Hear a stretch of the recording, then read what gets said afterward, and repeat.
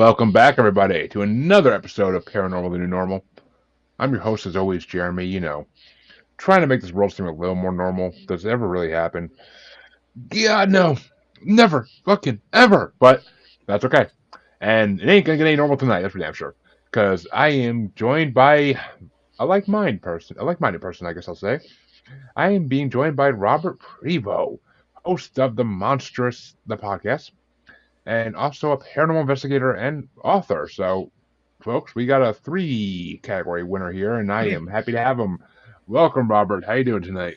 Thank you, Jeremy. I'm doing great. Happy to be here. How are you doing, sir?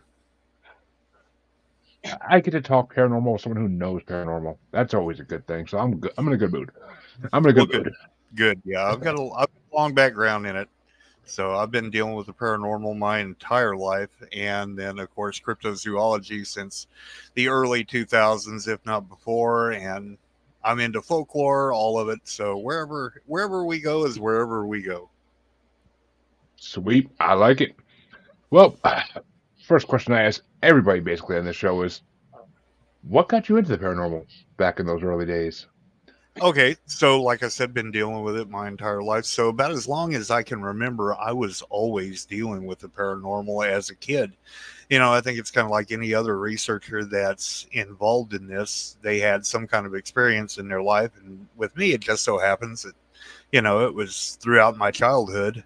Had different periods of time where there were different entities, different ghosts, things like that. Always interested in the strange, like every other Gen Xer. I grew up with, all the shows that In Search of, the X Files, and all that fun stuff. So, it was just, I was just primed for it, I guess.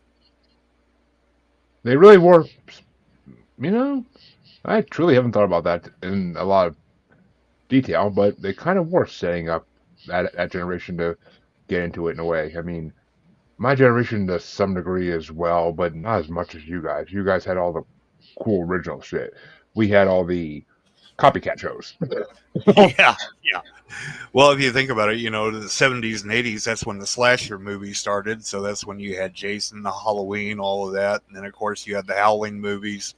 The different vampire movies got big in the 70s and 80s. We were on the tail end of, well, actually the after effects of Hammer Theaters. So, Yep. everything was, we were primed. We hit it just right as far as, we had the older siblings or the parents who, grew up with Lon Chaney Jr., Bela Lugosi, all of that stuff. So we were watching the old black and white stuff. We were watching the stuff from the '60s, and we just got hammered with it. So yeah, Got hammered with Hammer Productions. Yep. Yeah, exactly. you did. I mean, yeah, we do a lot of horror movie brackets on this show every once in a while, so I am versed in horror to some degree, just not the older stuff as much as I'd like to be. Someday when we get to those, because I do have a Hammer Films bracket actually, but someone's got to pick it for it to actually get put in, and nobody has yet. Surprisingly, I'm a little bit That amazed is at a that. I shame. guess.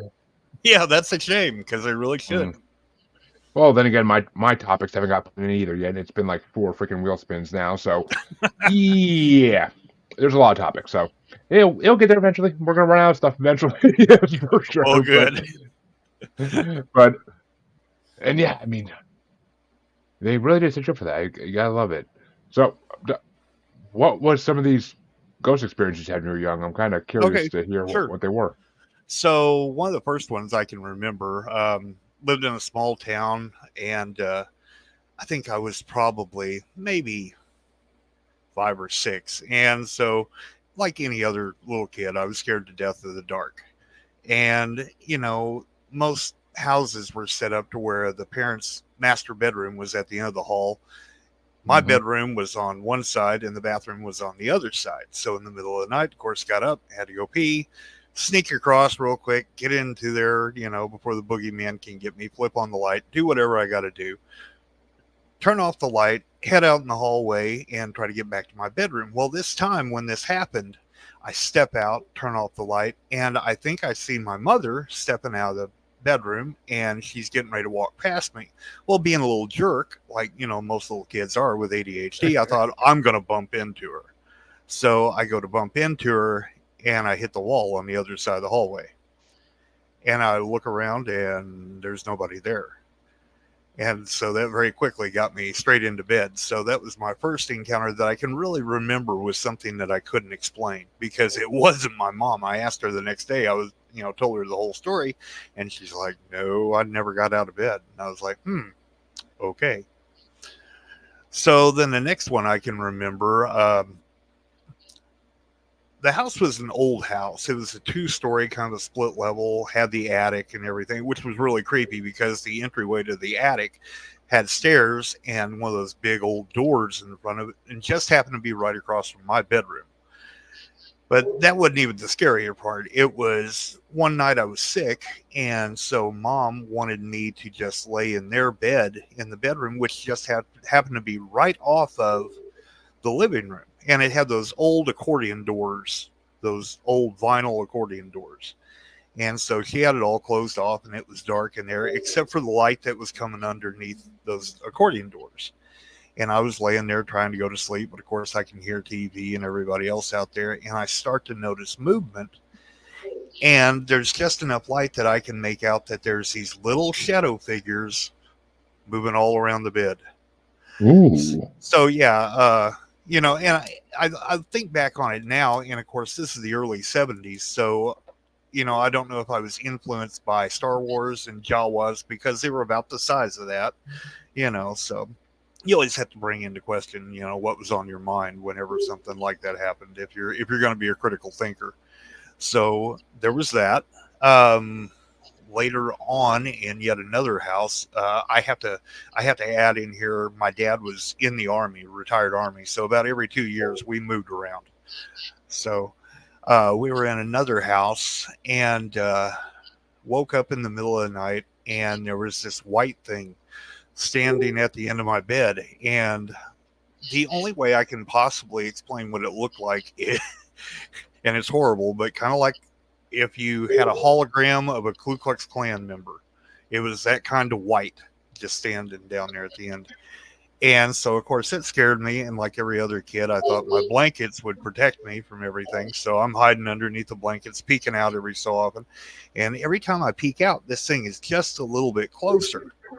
So I finally freak out because it's way too close, and I holler for my dad to come in there. Of course, he comes running in there like somebody's trying to abduct me, because I'm screaming like somebody's trying to abduct me. And I'm like, turn on the light, turn on the light. He turns on the light, and I'm like, okay, it's gone. Turn off the light. He turns off the light, and there's nothing there. So, just little random things like that. Later, after that house, we moved to a rural area. And again, we were in a split level house, and we had a lot of stuff that happened there. We would have a chair that would move every so often, a rocking chair that would move. We'd get the smells of perfume. And one of my favorite things was, you could sit in my bedroom late at night, and you could hear a male and a female voice talking, but you could never make out what was being said. It sounded like you could put your ear like right up against the wall and you'd be able to hear it better. But as long as you didn't touch that wall, you could hear it pretty clear. But once you put your head to the wall, you actually couldn't hear it any better. It got much worse, and there's always the thought that maybe it's mom and dad talking. Nope, wasn't them talking, wasn't a TV on, wasn't anything. And I had witnesses that had spent the night a couple of times and had heard the same thing. Yeah, I mean, it's my house has that effect sometimes where like it sounds like there's conversations in another room, but like either nobody else will be awake or nobody else will be home, or I mean, there's phantom music too sometimes. Like when you're laying in bed at night, like you hear music and you're just like, there's nowhere it could be coming from. I get that. Matter of fact, the room I'm in used to be our bedroom, and I'm one of those that I have to have a fan on all night, because I get hot no matter what. I'm like Godzilla. I sit still long enough, I start to go thermonuclear. So anyway, I had to have a fan blowing on me, and I guess it makes the right kind of white noise. So as long as our bed was against that wall and I was sleeping over there, I guess everything was just in the right alignment. I could hear music very faintly. Nobody else in the house could ever hear it if they laid there or whatever. Might say more about me than it does about the noise, but I could hear this music just ever so faintly, and it sounded like old, almost like orchestra music. But Hmm.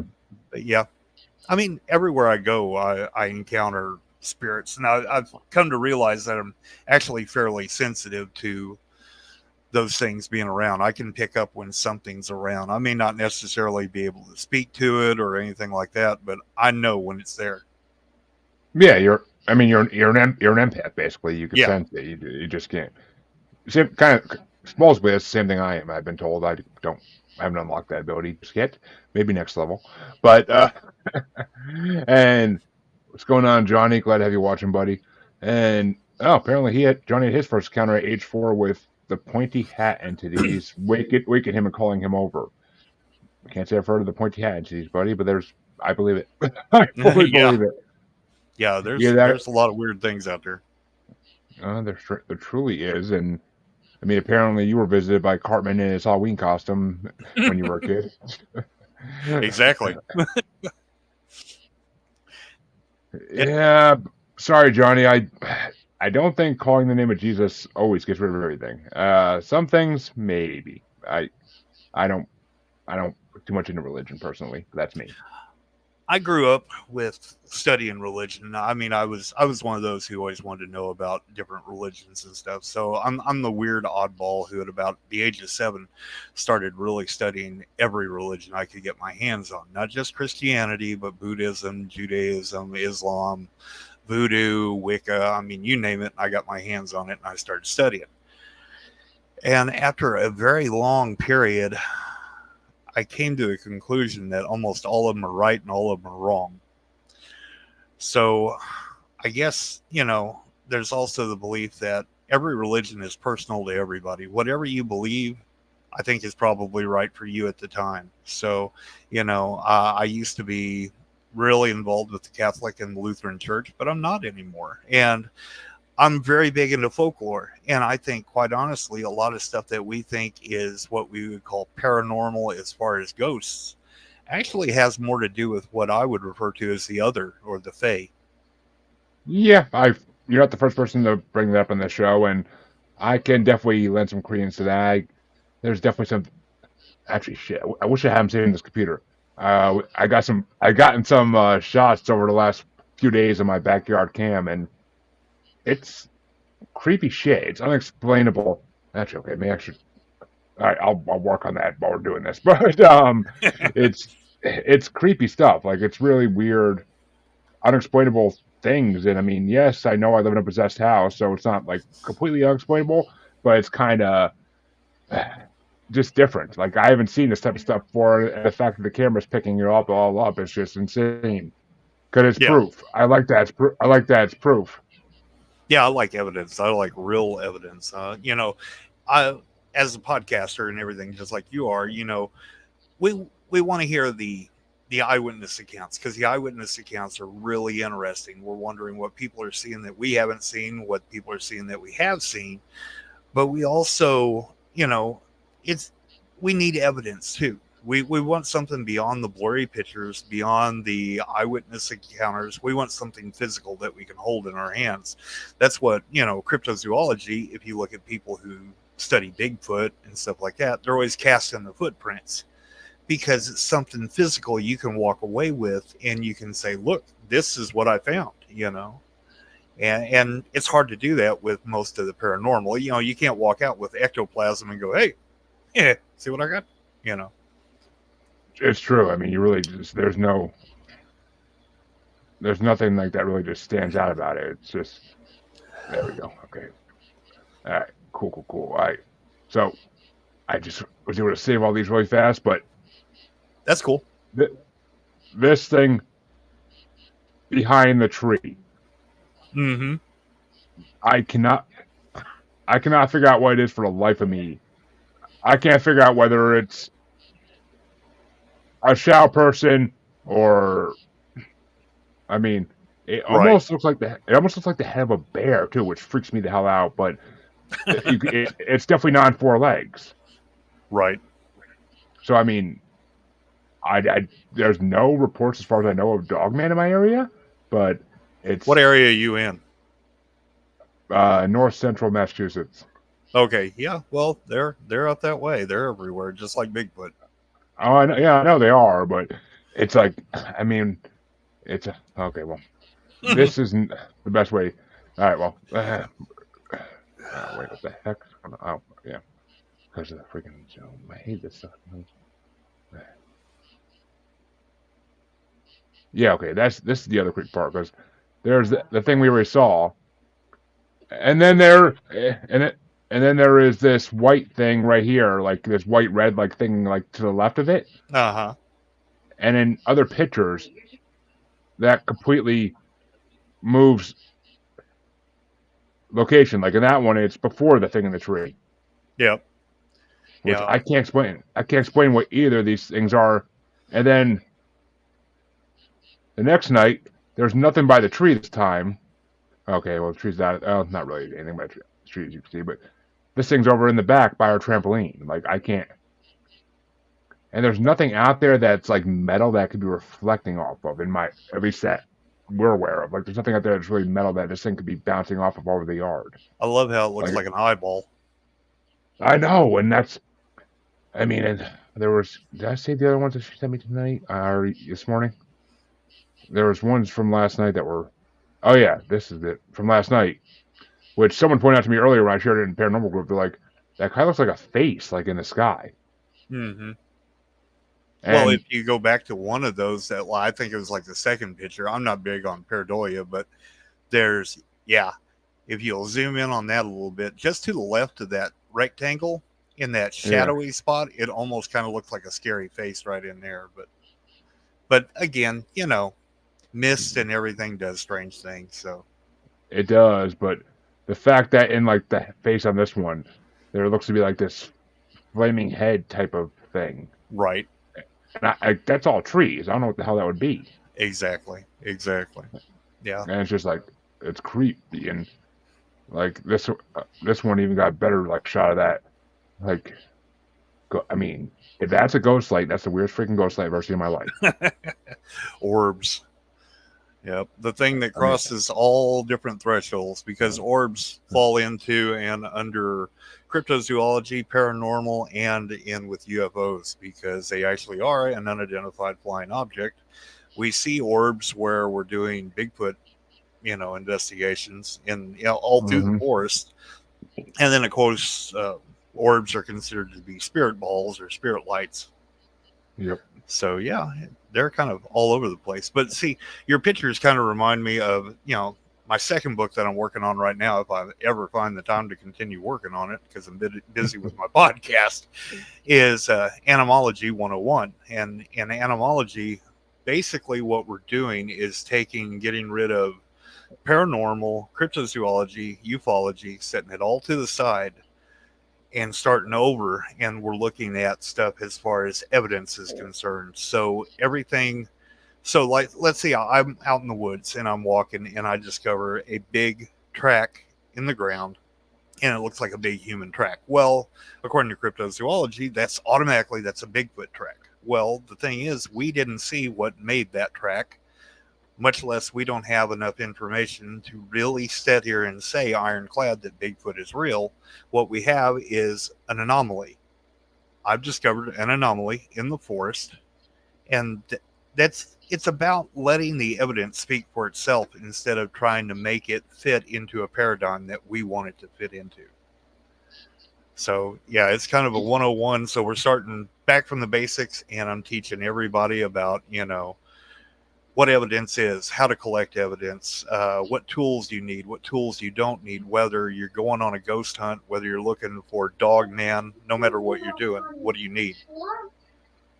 Yeah, I mean, I like that. I mean, because that kind of shuts up all the skeptics too, who are like, "Oh, you guys like to say everything's this, everything's that." Like, no, if we do it this way, they can't say that because we're not going to be claiming that these are just simply always Bigfoot or always Dogman or always some other phenomenon that we know about to some degree. But I wouldn't say that we don't have what it takes to say Bigfoot's real. There's a scientist in California. As a for instance, Yeah, I mean, because Have you heard about that scientist in California who she's put together a lot of information Are you talking about about it? Melba? Melba Possibly, Ketchum? yeah. Oh yeah, the DNA Bigfoot project. Yeah, yeah. I just sent her an email the other day. Okay, there you go. Shit, not many people I talk to actually have heard about her, so it's always nice to see a look on their faces when they're like, "What?" like there's someone actually taking this seriously for the first Oh time in yeah, 50 years. yeah. She's not the only one. There's actually oh, where is that guy at? I can't remember. There's another scientist who's out east, and he's kind of doing the same thing that Melba took a pretty big hit over that whole thing. You know, a lot of her DNA stuff was used in courts, and so they, you know, as soon as she got involved with that, they started attacking her as far as her legitimacy and everything. So, which is a shame because she's a pretty nice lady. They always got to attack the people who try to. I mean, they're going after Grover Stance. Oh, not Grover Stance. Oh, him too. But I mean, Patterson Gimlin. They're going after them for freaking 50 years, not leaving them alone with the questions, like Oh trying yeah. to disprove everything. And I mean, hell, they even made one or two of the four like go back on what they said for a minute, just because they were like, I don't want this attention, and it's horrible that they treat people like this. Well, what I find interesting about the Patterson Gimlin film, you know, is it's almost like a lot of people who are involved with Bigfoot and everything hang their hat on that film. So if that, I mean, they'll, you know, like the Shroud of Turin, they're going to protect that film. And, you know, I think it's legitimate, but if you prove to me tomorrow that it was fake, that doesn't take away from everything else that has ever happened with Bigfoot. That's just one piece of evidence. Yeah, exactly. I mean, You know, because we have all the tracks, we have all the eyewitness sightings, we have, you know, if you listen to something like Sasquatch Chronicles or, you know, any of the other Bigfoot podcasts, there are thousands upon thousands of people who have had eyewitness encounters, you know, including me, you know. So to say, well, if the Patterson Gimlin film is fake, then it's all fake. No, it doesn't work that way. It's not a fruit of the poisonous tree thing. It's not like everything stems from that, you know. So exactly. I mean, I agree 100%. And I did hear you say you had an experience about with Bigfoot though, and that's kind of got me. That paused me up for a second. Like, wait, how did we gloss over this already? Like, because that's something I haven't had that I would love to have. I think until it actually happens, I might shit my pants. But you know, well, I can almost go backwards in this because we're doing an investigation right now in Missouri on Bigfoot, and it was a pretty active spot. It's kind of died off for the summer. It's where there's a deer camp, and we got in on the tail end of the activity. We had some hunters they had killed 4 deer, and they had dropped the remains after they had slaughtered the deer back behind the cabin, and apparently that attracted in one of the Sasquatch that are in that area. And so one of the guys was out on the porch one night during this and relieving himself, and all of a sudden something screamed. And good thing he was already in the process of urinating, because he would have been right then anyway. So anyway, this thing scared him, screamed a couple of times, ran through the forest and down the hill. So we went in and we started setting up camera traps, peanut butter canisters, just to see what we could get. Nothing really definitive on the cameras, but we did have the peanut butter jars setting out. And when we went back to collect them, one of them had all the peanut butter taken out of the inside of it, and the bottom of it was broken out perfectly in a perfect circle and just completely cleaned out from all over. And any of the apples we set out, of course, were gone. But you could chalk that up to raccoons. But it's pretty hard for a raccoon to break the ass end of a peanut butter jar and eat all the peanut butter out of it. So, yeah, that seems like I couldn't picture a raccoon doing that any day of the week. So that's damn. I mean, I've heard the Adirondack howlings and everything, and of course, and all the other sound bites that are out there that are famous. want to say they're called the Sierra sounds, Oh but yeah, yeah, the samurai chatter. yeah, it's so they're freaking hair raising, bone chilling sounds. Like even hearing them over audio, you're just like, I'll be driving. I'd be driving my car, and one of the podcasts I listened to would play it, and it would just be like, ooh, like you get that primal fear in the back of your neck. It's like, God damn, that. And that's why I say I would love to have one of these experiences. I think because I don't know how I'd really feel if it really happened. I You ought to be might be a sitting in kid a man. cabin in the middle of the night whenever you hear that, because I have. We were sitting in that same cabin in the middle of the night, and of course we heard it over the next holler, and we got dressed, went out, and you're talking about 1, 2 o'clock in the morning, in the middle of nowhere where there's no electricity. It's when I say it's dark, it's dark. And luckily it was a starry night, so we're sitting out there on the front of the cabin, and we didn't hear any more screams, but we heard the whole 600-pound owl in a tree, just not maybe 200 yards away. So this thing is trying to sound like an owl, and it's very close to the cabin, and it's just this really deep, ooh, and you're like, we were both looking at each other and looking at that tree and going, that ain't no damn owl. And then later after that, before it was probably early spring, we decided we were going to go up there and check camera traps and all this other stuff. And we got up there, got out of the vehicles, and got to looking and noticed that there were fresh tracks. And we figured out these things were actually in the yard as we were driving up and had hauled ass out of there when they heard us pulling up. Mm-hmm. So we grabbed our gear and thought, well, we're going to walk out here and we're going to see what we can find, see what we can see. And so we get maybe 100 yards into the forest, and I told my buddy, I'm like, I'm one of these who I'm very against going out and beating on trees and hollering, and you don't know what you're saying, you don't know what you're doing. But I really hammered that in with him. We're not going to go out there and we're not going to do this. So I looked at him and I said, I have the overwhelming urge to just do a call. And he's like, really? And I said, I know it's dumb. But I said, something's telling me, just do a call and it'll answer.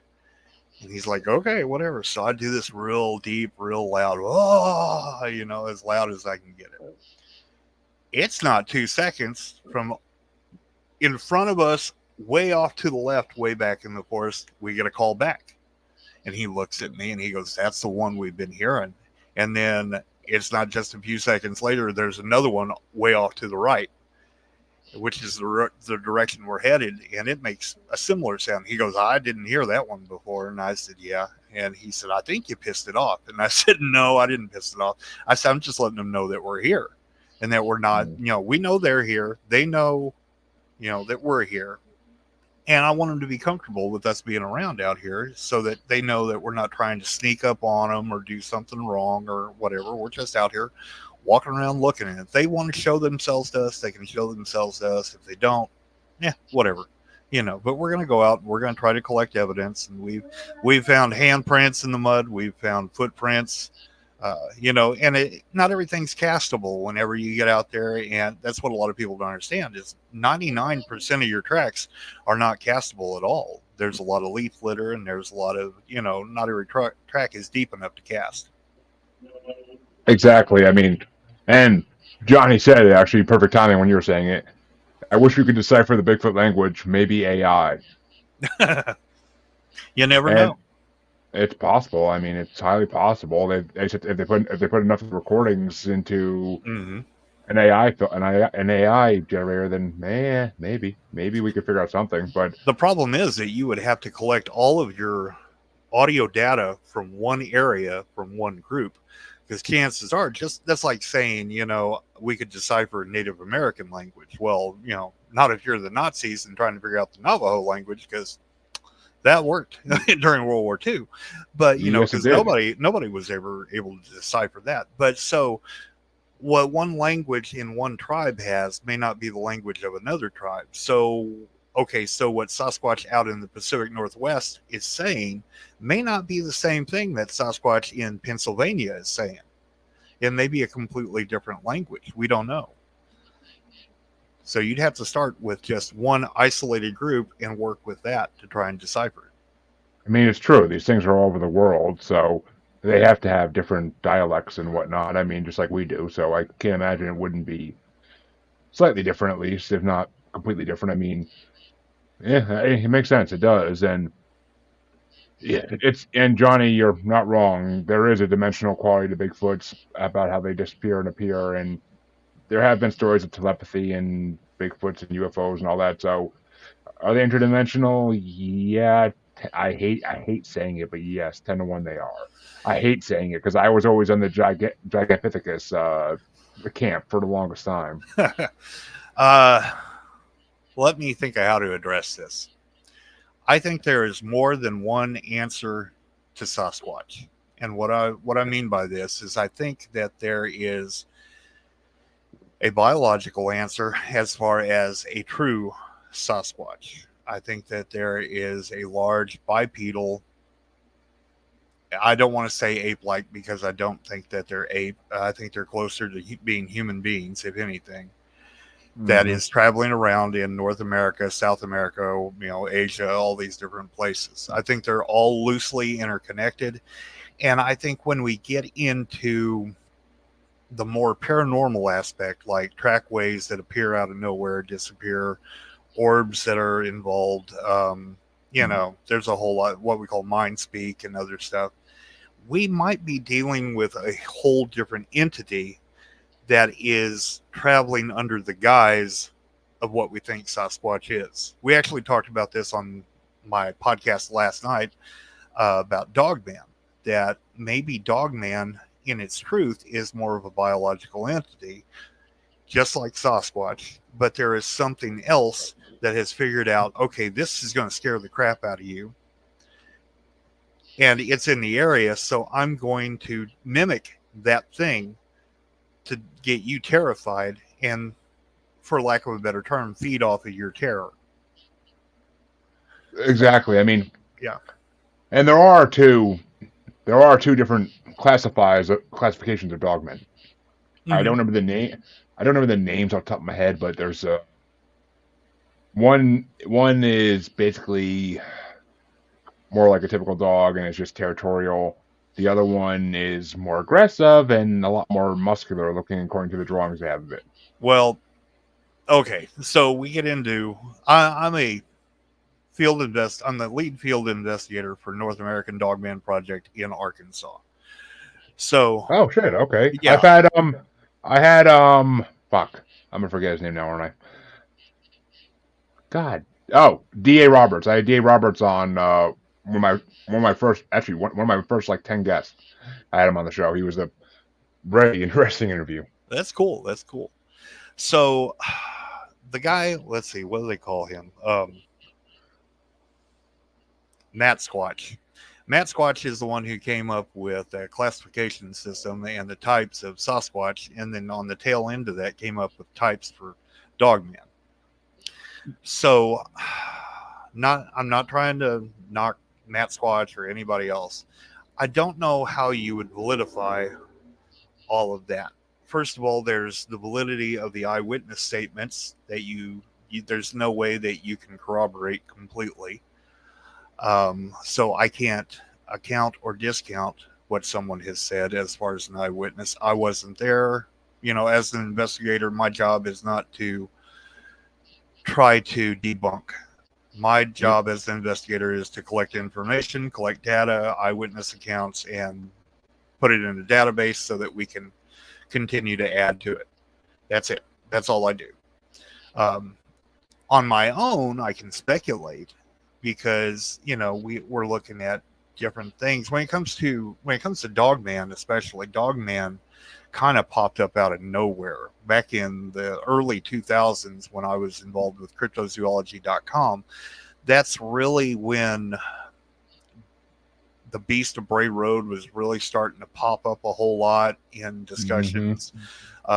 There was mention once in a while of the Michigan Dogman. We would talk about other things that were kind of, closely related.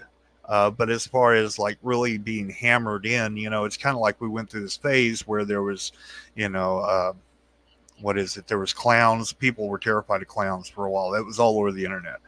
Then there was the Slender Man stuff that was all over the internet. Then there was the Wraith Yeah. was all over the internet. You know, it's just everything. And then it's Dogman and Skinwalker right now. You know, everything that somebody sees or can't explain, all of a sudden it's a Skinwalker. Oh my God, it's a Skinwalker. That's been blown completely out of proportion. The same thing with Dogman, you know. And then Dogman and Skinwalker have been interchanged where one is the same and they're different. Or I know there's another podcaster out there who has said, well, there's two different ones. There's Dogman and then there's a werewolf. And I'm like, I have no idea where you're getting this crap from. I hate the term werewolf more than anything on this fucking earth. I really do, because it's a completely fictionalized version of something that actually exists. Right. And yeah, I mean, if you want to go back to folklore mythology, I think that's where the original idea for werewolves came from, was from people seeing dogmen. But I think so too. I mean, if you go back into folklore and legends and you look at the werewolf, generally what it was okay, it was either somebody cursed or somebody who had in their possession something that they could use that would turn them completely into a wolf. They wouldn't be part human, part wolf like a dogman looks. They would turn completely into a wolf, go around, kill people, and then completely turn back. Usually it was a belt made from, wolf hide or something like that. And then we got into the whole, if the pentagram forms on your hand and, the wolf's bane, then you're cursed. And that fell over into the Luparu and then the Rougarou and then the Hexen Beast, and you have all these other different things. So, there's a lot of stuff that's tied in with that. There's actually a book that came out in the 70s, I think. It's called Human Animals. And the idea of the were creature has been all over the planet. It wasn't always a werewolf. There was the were hyena, the were lion, the were jaguar, the were leopard, the were bear, the were, everything. I'm surprised there's not, were parrots or whatever, But I think there's actually a were seal up in Alaska. Oh yeah, there actually is. You're right about that one, which is kind of hilarious. But yeah, I mean, the big problem is folklore has been so twisted by Hollywood that people see something on a movie and they're like, oh, well, that's it. And then worse yet than that, you have people who have a responsibility to tell the truth. And because they want to make sure that they're getting, the likes, the views and all the other stuff, they're going to perpetuate that stuff. And that's not good. That's not good for our community. Our community has a big enough problem as it is.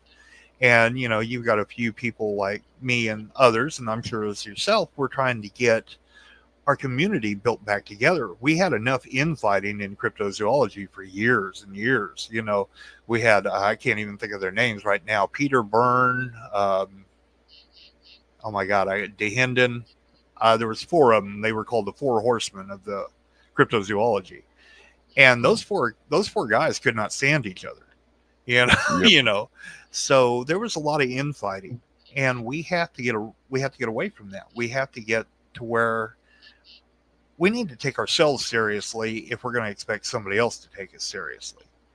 It's true. I mean, look, even a more freaking modern day example. Look at the whole fiasco around Zach Baggins like a year ago. Oh yeah, that was. I mean, as much as I hate all those fucking ghost hunter shows. I hate them all. They're all the only show on nowadays I can stand is Skinwalker Ranch, and even a guy named Dragon pisses me off once in a while. But if you ever watch this, Dragon, I truly apologize for the amount of times I make fun of you, but who the fuck names himself Dragon? Come on, dude. What are you, 5? But it's just, I mean, yeah, they're actually getting proof. So I actually love that show because they're actually helping the paranormal field a lot. I agree too. I agree. I mean, but all these other shows that have been out for the last 10, 15 years have just been fucking awful. I mean, all these ghost hunting shows. I mean, South Park nailed them all perfectly. I don't need to really go into them, but they're just horrible. They're so freaking horrible. I mean, it's just you're perpetrating this paranormal field and making it a joke like everybody already thinks it is. Like, I mean, not even so much anymore. It used to be a lot worse than 15 years ago that you said you're in the paranormal, then people would just laugh at you. Yeah. Now you're gonna find at least one other person in that room who is like right there with you. You're always going to. So I mean, it's creepy. It's just I don't know. I kind of dug myself into a hole here, and I don't have a shovel to get out. Well, the idea. Okay, so Ghost Hunters was one of the first ones that really threw us all under the bus because Taps was actually doing a really good job until somebody wanted to make a show. And then when they came in, they found out that, well, there wasn't enough action. There wasn't enough stuff happening. So the producers were making noises and everything in the background to make stuff happen. And a lot of members of Taps were like, nope, and bailed. Mm-hmm. And so anybody that's ever been on an investigation, whether it's paranormal, cryptozoological, or whatever, let me tell you the first thing that you need to know about an investigation. It's boring as hell. Mm-hmm. You will go and you will be up all night, or you'll be, miles deep in the forest. It's hot, it's nasty, or it's cold and it's wet, or it's dark and there's mosquitoes, there's spider webs, there's all kinds of crap that you don't want to deal with. And 9 times out of 10, you will get no evidence at all. Yep. So, like, if you look at a season of Ghost Hunters or Paranormal State or any of these others that were really big at the time, Paranormal Cops was one, Ghost Cops, I forget what the hell it was called. Anyway, it seems like every episode, oh, well, we're just getting all of this data, all of this evidence. No, you're not. No, you're not, because you're not doing a real investigation. Real investigations are hours and hours and hours and days of tedious work to get 1 or 2 EVPs. If you're getting a full body apparition, that's probably maybe once every couple of years you'll get something like that. That's like hitting the lottery. Yeah, that's like hitting the lottery on a scratch ticket if you actually get a full body apparition. Yeah, go ahead. I would say it's not like Ghostbusters where every corner you turn there's a full body apparition waiting to get sucked up into the ecto. Right. Like, if you're in an area where the activity's that intense that you have full body apparitions continuously, I want to go there because there is something really strange going on there, because that just does not happen. You may have the presence of something all of the time or most of the time, but that doesn't mean that you're going to get any really activity that you're going to be able to document. I mean, trust me, I freaking live with it on a daily basis, and we rarely get any proof. And we live with it, and we know we do, because we've had investigators come in. I've had psychics and mediums in this show tell me that I'm not wrong. Like, it's just, oh, right. And apparently there's more than I think there is. So that was a whole nother thing. But yep. It's, I don't know. Apparently I own like a hotel for spirits to just chill at. Apparently I own a hotel that spirits like to just stop by, like, and chill at for a little while. I guess I don't fucking know, but you got wanderers, yeah. Yep, wanderers, exactly. Well, Johnny actually brought up a good point earlier, and I wanted to get back to it. Yeah, absolutely. He said the biblical giants also need considering. Back when we were talking about Bigfoot a little bit. Oh, Lord. And yeah, I mean, its examples, of course, are the famous ones: Kandahar, Mexico, Peru, and that Canada YouTuber who just posted one a couple months ago. Okay, so we're getting into the Nephilim already, huh? I mean, I've already my listeners have heard me say what I think about them, so I'll let you say your opinion. Okay, so here we go. I'm getting ready to make everybody really, really mad. So if you look at the passage in Genesis about the Nephilim, first of all, it is misinterpreted. If you look at the original writing, it doesn't say what everybody thinks it says. And then the book of Enoch. All right, so let me try and explain this the best I can. I studied theology for years. So the books in the Bible were not written to be a Bible. That was an afterthought that happened much later with Constantine and the Nicene and all that stuff. So there were all of these holy scriptures that told a story. None of them, first of all, were ever supposed to be taken literally. It's kind of like taking Grimm's fairy tales and trying to prove history through the Big Bad Wolf or, Hansel and Gretel.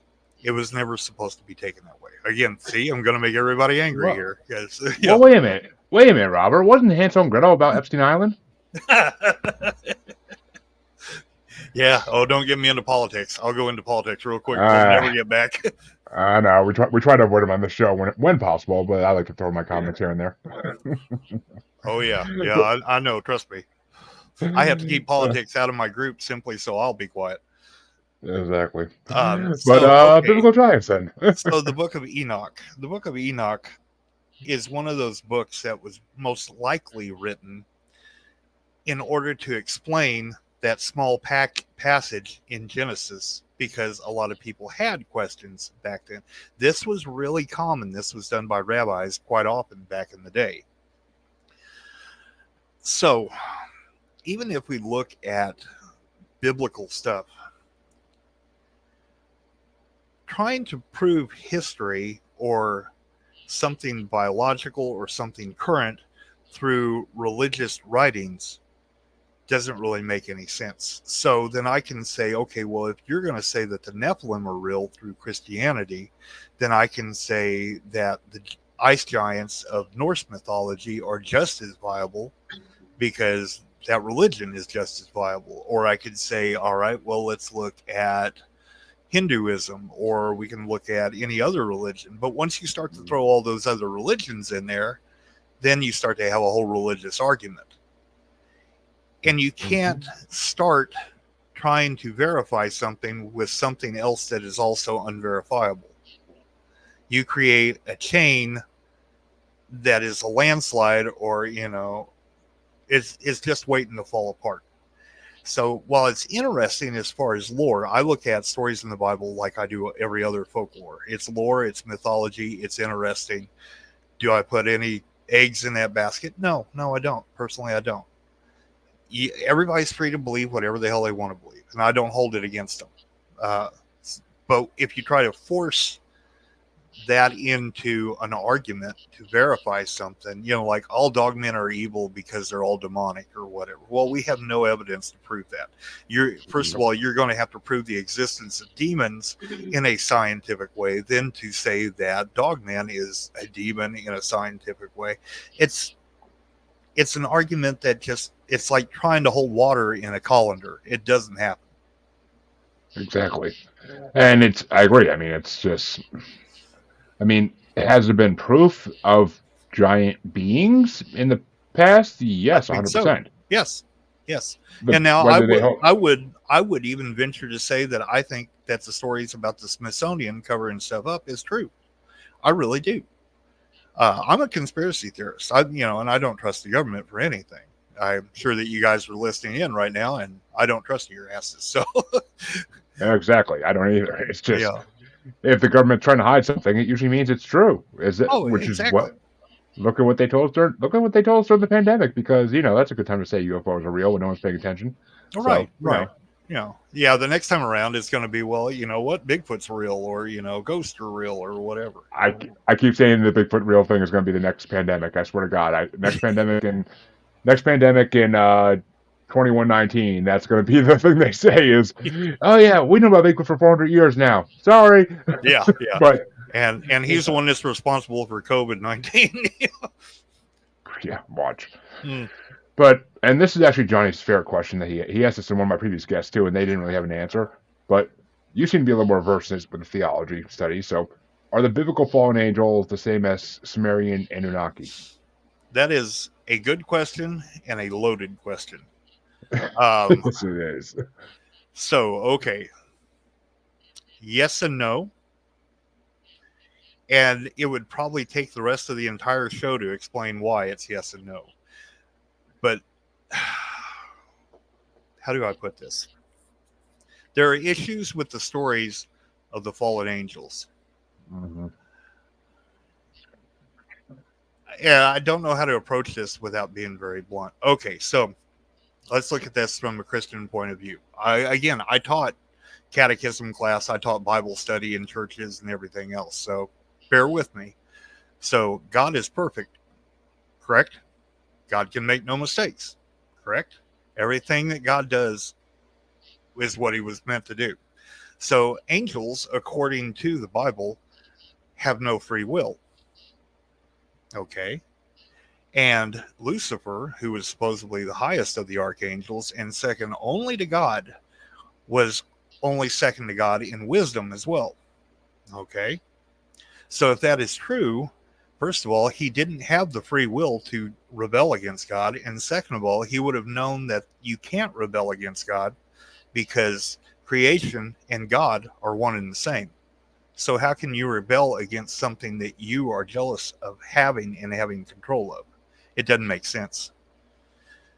What does make more sense is that there was something going on that maybe the angels felt that they needed to protect us from.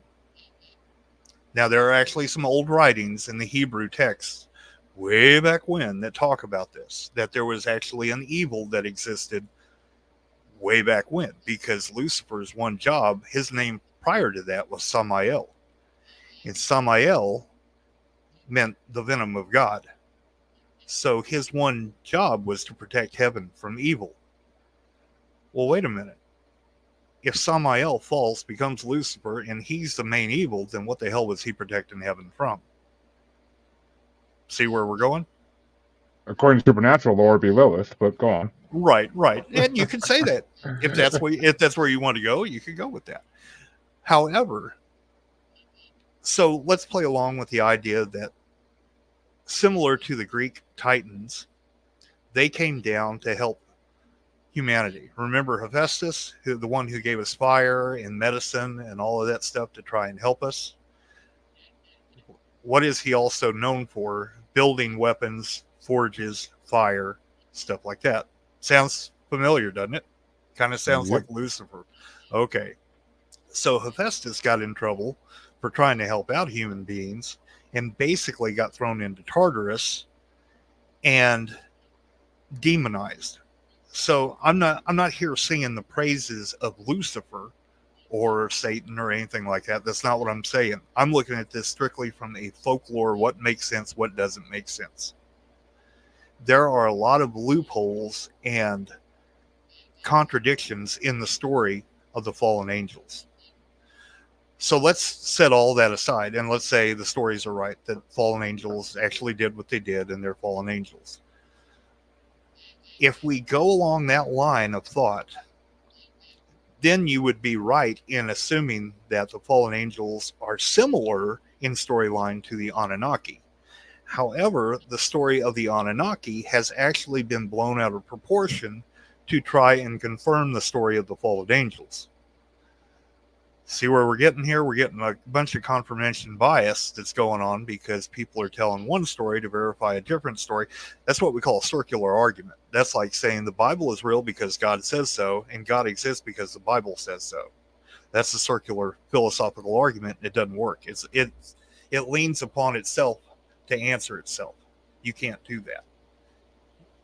Yep, like a snake eating its own tail. It just doesn't work. 100%. I agree 100%. I'm not as well versed in the Anunnaki as other people. I know of the legends. I've heard a lot of them, but I just don't. Did the Anunnaki help create Earth along with a lot of other extraterrestrial species? Yeah, probably. I would be surprised. But that makes more sense to me than any freaking magical guy in the sky with fingers like mountain, lake. No, come on. It makes more sense. It does, really. But it's just, I don't know. And as far as the whole Lucifer thing, I love Paradise Lost. It's a great fucking story. Oh, yeah. It really is. Yeah. But it's a story. That's what it is. Right. So is Moby Dick. Moby Dick is a great book too. The books of the Bible are fantastic stories, but whenever they're taken out of context, and especially the Old Testament, I don't know why Christians are dwelling so much on the Old Testament. It's kind of like, I can't remember that comedian, Lewis Black.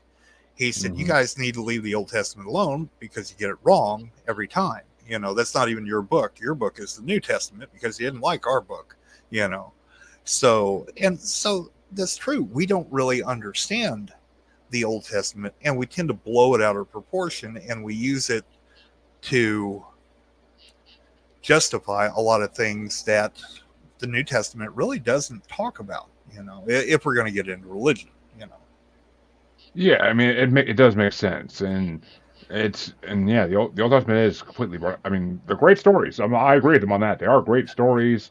They're great.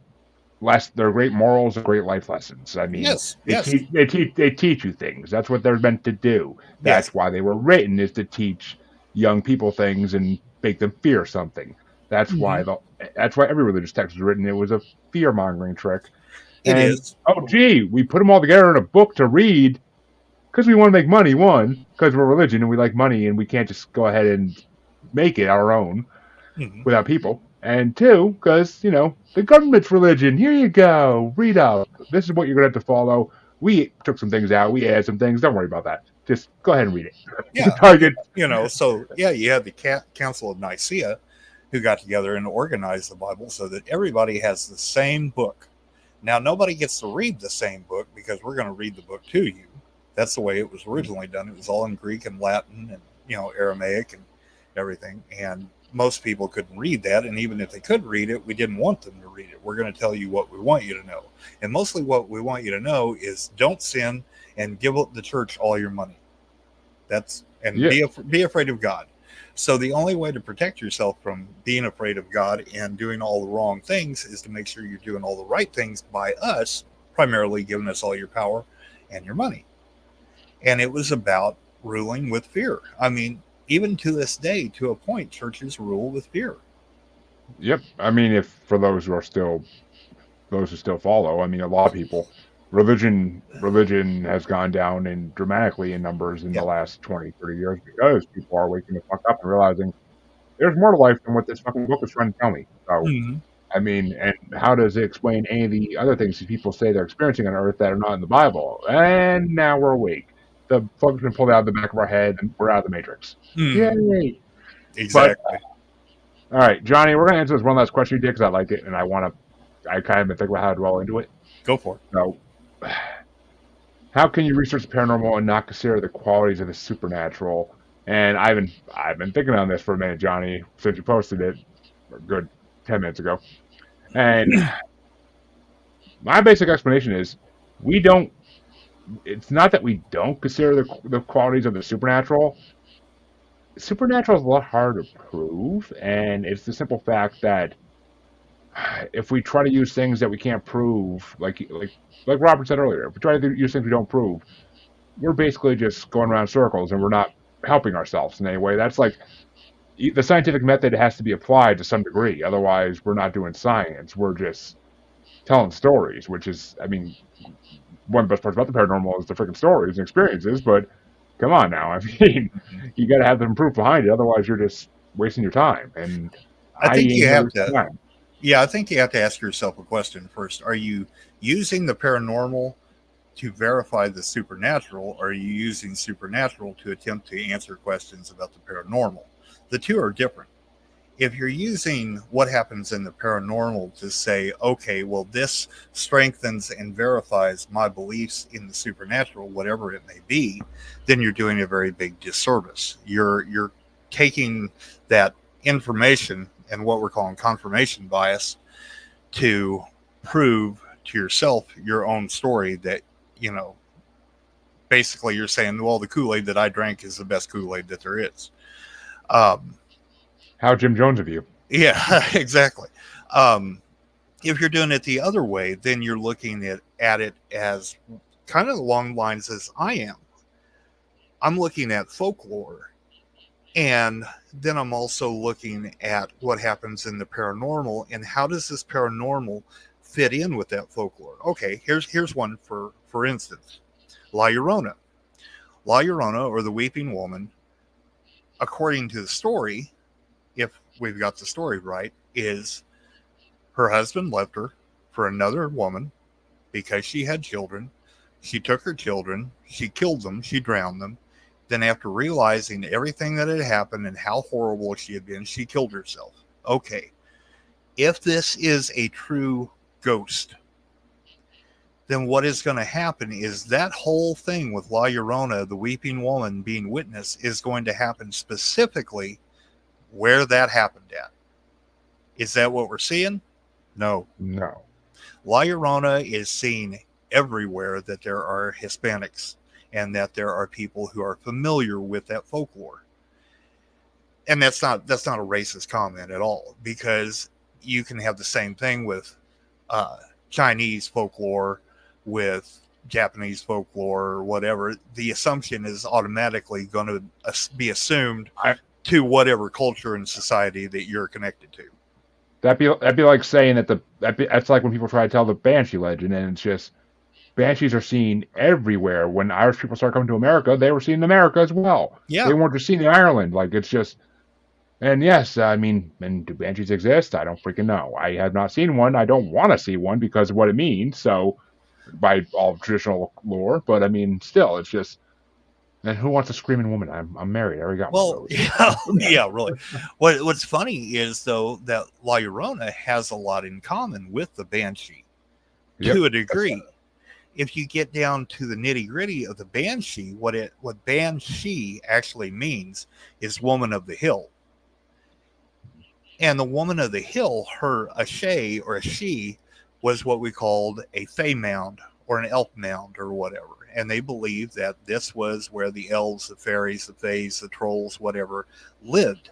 And this was a boundary between their world and our world. Her one job was to protect that mound. So if you got too close to that mound, you would hear that scream. That's how that all is supposedly started, according to folklore. Now, whether that's true or not, we don't know, but that's the folklore. Just like the folklore with La Llorona, just like the folklore with, the Japanese woman in white. It's always a woman in white. I have no idea why the hell it's a woman in white all the time. There's always a woman in white somewhere. Yeah, it's purity. Purity. It's purdy, yeah. But purity and purdy, yeah. Yeah, both of them. But what I was trying to get at with La Llorona is there's an inconsistency. If it's a real ghost, and it's a real spirit, and it's a one-time thing, it's going to happen in that very vicinity where all of this took place. That body of water, if it's like I drowned my kids, I don't know, wherever in Mexico, and that's where you're always going to encounter her. But we're encountering things that people are calling La Llorona all over the place.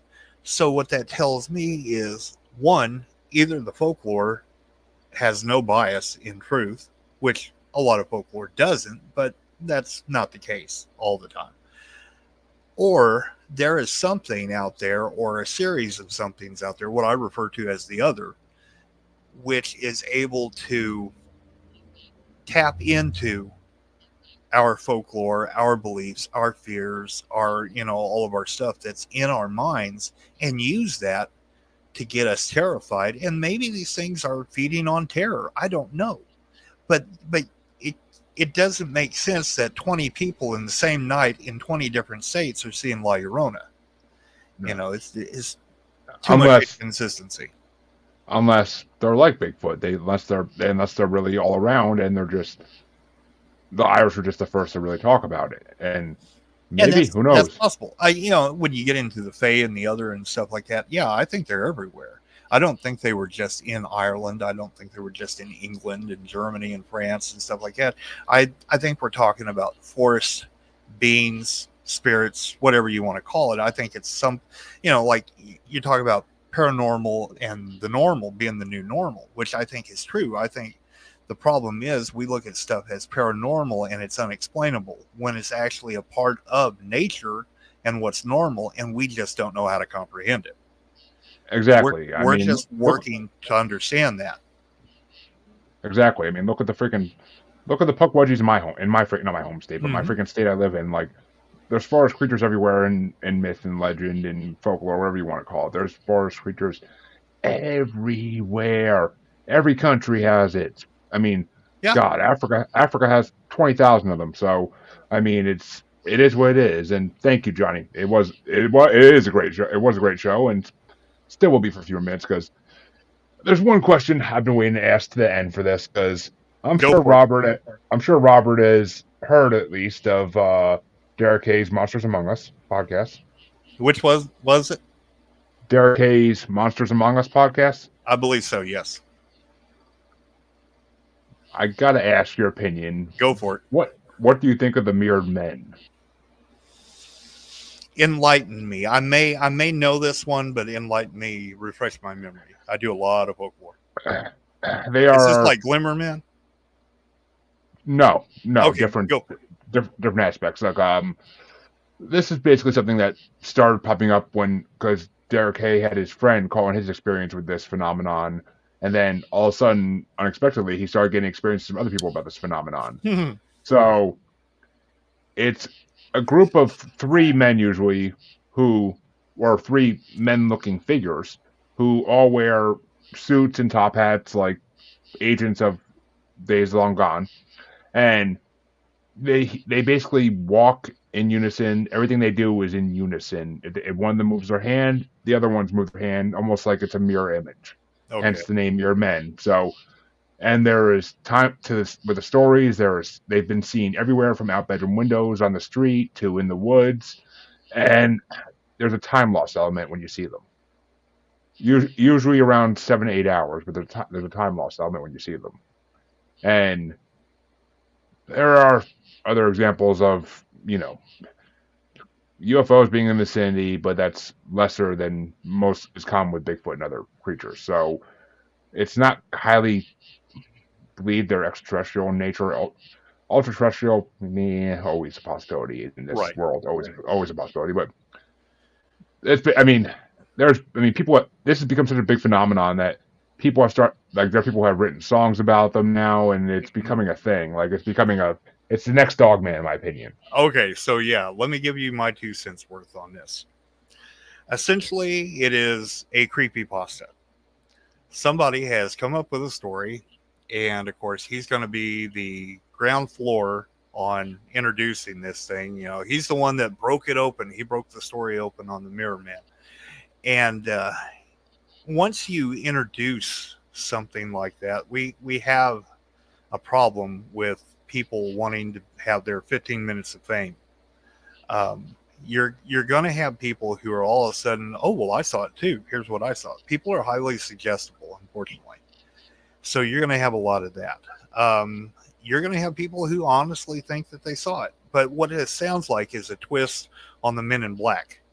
So you're taking the Men in Black and kind of revamping it and adding in a little bit more of the paranormal thing. It's kind of like Slender Man or whatever. It's. I mean, kind of in a way, I could see why you would think that almost, but it's the fact alone that on his show Monsters Among Us, people call in their sightings, and their own voices are telling these. Right. They're using it's recordings of their own voices telling like their sighting, and which to me lends a lot of credence because you can hear their voice, you can hear their emotions, you can hear if they give the slightest giggle, even you'd hear it. Like you can tell a lot more when it's someone telling their own story rather than a podcast or sitting there reading people's experiences, which is why I would never do that on my show, because I think it's complete bullshit to read on people's experiences on your show unless it's like a special or something. But so I don't know. To me, the Men in Black thing, that's come across in the show. Dirk talks about these things all the time whenever they come up. He's done whole specials dedicated people like having sightings of them, and the Men in Black, they don't communicate. That's the main. Men in Black always, because there's been plenty of experiences of Men in Black on this show too, and the Men in Black always tend to communicate that they want you to stop doing something or stop talking about something. These creatures don't seem to be vocal or communicative in any form, and it's when they look at you that's when you lose the time. They look at you and you lose the time, which yes is similar to the Men in Black with the flashy thing in the movies and all that, but but they have full recollection of seeing these creatures before they lose time, which is, if they really were doing this on purpose to make people lose time and forget things, why would they remember them? Let me add this in. I work in mental health, and I work with patients who are schizophrenic, bipolar, schizoaffective, all these different things. I have seen and talked with people who have very, very strong fixed delusions. And they will tell you a story that makes absolutely no sense with all of the emotion and earnest honesty that you have ever seen in anybody, because they firmly believe what it is. Now, am I saying all the people who have seen that, the Mirror Men, are mental mentally ill or no, I'm not saying that at all. I'm just saying this is something that we have to keep in mind when if we're going to go back and we're going to look at the retelling of a story. Yeah, are they probably feeling the emotion of everything that they've told? Yeah, they probably are. Do they probably believe it? Yes, they do. But I've talked to people who think that there are demons in their rooms that are trying to steal their left foot. So you got to Yeah, take everything with a grain of salt, and you have to be careful about that. Oh, I mean, yeah, I agree. You do, especially in this day and age. I mean, where I'll leave it is, if you haven't checked it out, I would go check out some of the specials that he's had on Mirror Men. If you Absolutely. Google Mirror Men, his show will come up. I mean, he helped start this phenomenon, and it's by putting it out there. And I don't know, it sounds a lot more believable than some of the other things in his show about cryptids that we know exist. So, I mean, that's my 2 cents on it. Well, I mean, have you ever seen or heard Strange Familiars? Sounds familiar. Okay. I've heard of it. I never actually listened to it. So there's one that started with them on there, and it's the what is it? The guy in plaid or whatever. Oh, the Plaid Man. Yeah, Plaid Man started there. It started on that podcast. I think Derek actually had the 2 hosts of that podcast on his show at one point. Yeah, probably. But so that started there, and it may well be that it was first mentioned there, and it's something that's actually been going on. I had an experience with Hat Man that happened way back in the 80s before anybody knew what Hat Man and Shadow People were. Yep. And I didn't know what it was until people started bringing up Hat Man. And I'm like, hell yeah, I saw that thing. That scared the living shit out of me, But so that's always a possibility. But what I'm saying is we have to be careful because you had, just like I said earlier, there was the whole thing with the clowns. There was the whole thing with Slender Man. There was the thing with the rake. There was, and you can go on and on and on. I don't like to drop names, but I actually am very close to someone personally who had a rake come into their backyard multiple times and captured it on pictures of it, and I can legitimately say I 100% believe in the rake. That would be what we call a pale walker. Well, or a pale crawler. To me, that's the same thing as a rake. It's in my mind, that's the same thing. Yeah. So again, that's where we're having to make sure that we're splitting stuff apart and we're being careful, because once we start to drag creepypasta names in, that's like with Dogman and Werewolf. We don't want to call Dogman a werewolf because the two are not the same thing. When you say werewolf, you're indicating a curse, a human who is transformed. That's not what we're talking about with Dogman. When we're talking about Dogman, we're talking about a creature that is always Dogman. Yeah. So whenever we're talking about the pale crawler or whatever, it's not the rake. The rake is a little bit different. The stories of the rake were probably built around the idea of what we call a pale crawler. Matter of fact, stories of Slender Man probably comes from something else that, are very similar. A lot of these creatures, a lot of these things feed upon the same ideals. Something masked, something human, something not human, when you get into that uncanny valley type thing. Yeah. If it fits into the uncanny valley, there we go. It's the perfect character. Which, I mean, you also got to put into the fact that topos may be real as well. So, I mean, all these things that we have in our imagination could be real if there's enough power given to them. So, I mean, that's just the way it goes. And that's a good message to leave this off on. But tell my audience where they could find your book, where they could find your podcasts, where they could find everything about you. All right. So if you go to Amazon and you look for Monstrous Arkansas, the field guide, you're going to find my book right there. You can either get it in paperback or you can get it in hardback. I am working on a second book. It's called Animology 101. It's due out in December of next year. If you're wanting to see our group, we're on Facebook. Look up Monstrous on Facebook and you'll probably find us, or we can find you.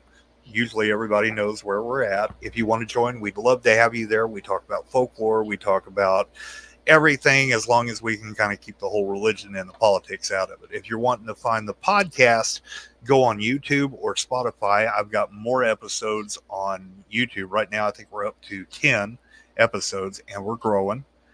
Um, you can find us on Spotify. I think I've only got about 4 episodes on there right now. It takes a little bit longer to download those files and change it all around, but we're all over the place. I'm going to be in Caney, Kansas in September. Whenever they had their Paracon, I'll be there with books. I'll be there to sign books. I'll be there to talk to everybody.